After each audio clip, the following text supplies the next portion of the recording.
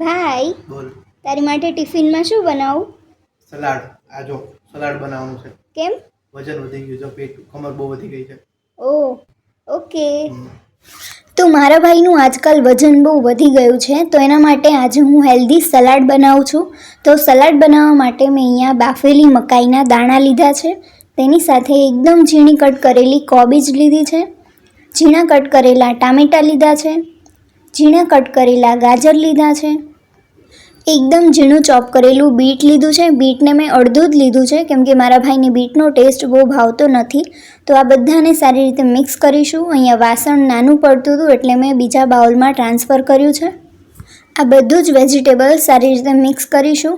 આ બધું જ એકદમ હેલ્ધી છે. હવે આ સલાડને એકદમ ચટપટો બનાવવા માટે 2 થી 3 ટેબલસ્પૂન જેટલો મરીનો પાવડર લઈશું, 1 ટેબલસ્પૂન મીઠું ઉમેરીશું, અડધા લીંબુનો રસ ઉમેરીશું.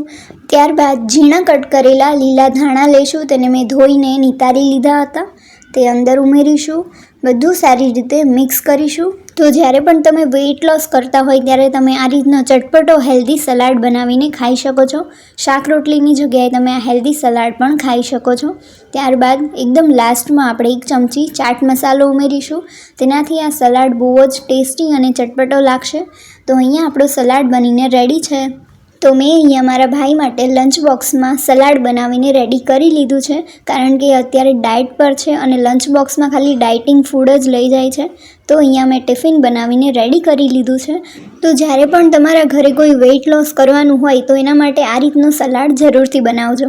તો ચાલો હવે હું મારા ભાઈ પાસે આ સલાડને ટેસ્ટ કરાવું છું કે એને કેવો લાગે છે. ભાઈ, ટેસ્ટ કરને કેવું બન્યું. ઓકે.